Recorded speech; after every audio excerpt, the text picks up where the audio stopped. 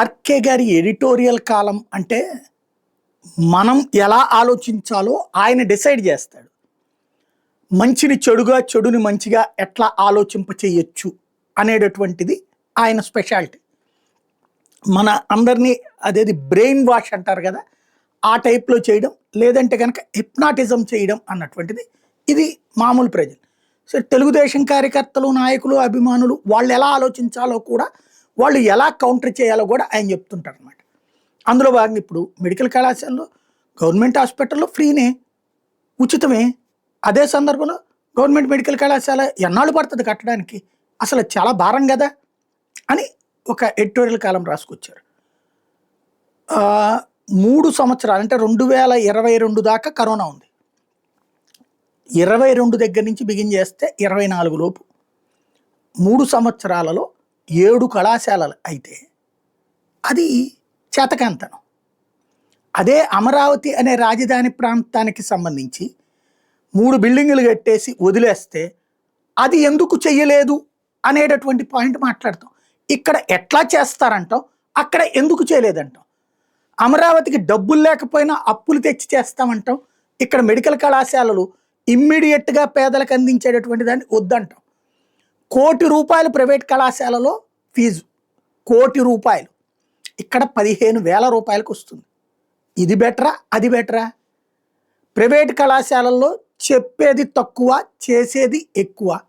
ఇది open secret. అనేక సార్లు మెడికల్ కౌన్సిల్ ఆఫ్ ఇండియా తనిఖీల్లో బయటపడింది. గవర్నమెంట్ మెడికల్ కళాశాలల్లో చిత్తశుద్ధితో, క్రమశిక్షణతో నేర్పుతారు వాళ్ళకి. ఆ ఫలితాలు కూడా కనబడుతున్నాయి, స్పష్టంగా ఉన్నాయి. ఇక్కడ ఎవరైనా మోసం చేయడానికి ఎంతకాలం పాటు మోసం చేస్తారు? మెడికల్ విద్య గురించి మధ్యతరగతికి కూడా తెలుసు. ప్రభుత్వ మెడికల్ కళాశాలలో ప్రయోజనం ఉంటుందా, ప్రైవేట్ మెడికల్ కళాశాలలో ప్రయోజనం ఉంటుందా, ప్రభుత్వ ఆసుపత్రిలో ప్రయోజనం ఉంటుందా, ప్రైవేట్ ఆసుపత్రిలో ప్రయోజనం ఉంటుందా అన్నటువంటిది మధ్యతరగతికి కూడా తెలుసు. మధ్యతరగతి ప్రభుత్వ ఆసుపత్రులకు వెళ్ళట్లేదు, కానీ తమ బిడ్డలకి మాత్రం మెడికల్ సీట్లు ప్రభుత్వ మెడికల్ కళాశాలలో కోరతారు. ఇది వాస్తవం, ఒప్పుకోవాలి నిజాన్ని. అట్ ద సేమ్ టైం పేదలకి అది ఇది రెండూ ఉపయోగపడతాయి. అంటే ఇక్కడ కావాల్సింది ఎవడో బలిసినోడికి ఆ కాలేజీలు అప్పనంగా ఇచ్చేసి, ప్రభుత్వ భూమి ఇచ్చి, ప్రభుత్వపు నిధులతో కట్టిందంతా ఇచ్చేసి, ప్రభుత్వపు అనుమతులు తీసుకెళ్ళి ప్రైవేటోడికి ఇవ్వడం అంటే దోచిపెట్టడం కాదా? నిలువునా దోచిపెట్టడం కాదా? ప్రైవేట్ కళాశాలడు వాడే స్థలం ఎత్తుక్కుంటాడు, వాడే ప్రొఫెసర్ని ఎత్తుక్కుంటాడు, వాడే సిబ్బందిని ఎత్తుక్కుంటాడు, వాడే దానికి కావాల్సినటువంటి ల్యాబులు పెట్టుకుంటాడు, అంతా పెట్టుకుంటాడు. పర్మిషన్ కూడా నానా తిప్పలు పడతాడు. ఇక్కడ నీకు అప్పనంగా వచ్చినటువంటి అనుమతి, కేంద్రం గిఫ్ట్గా ఇచ్చినటువంటి దాన్ని తీసుకెళ్ళి ప్రైవేటోడికి వీరభోజ్యంగా చేసి పెట్టడం అంటే వాళ్ళకి దోచి పెట్టడం కాదా? పేదవాడి కంచంలో ఉన్న ముద్ద తీసుకెళ్ళి బలిసినోడి చేతిలో పెట్టడం కాదా? పేదవాడి చేతికొచ్చినటువంటి, మధ్యతరగతి చేతికొచ్చినటువంటి మెడికల్ సీటుని తీసుకెళ్ళి వాడెవడికో తీసుకెళ్ళి పెట్టడం కాదా?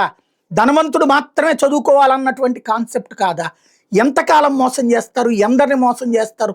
దబాయించి దబాయించి దబాయించి మాట్లాడి మోసం చేస్తా ఎంతకాలం ఈ ప్రజలని వెర్రి వెధవల్ని చేద్దాం అనుకుంటున్నారు అనేది ఆర్కే గారు కూడా తన మనసుతో మనిషిలాగా ఆలోచిస్తే బాగుంటుంది.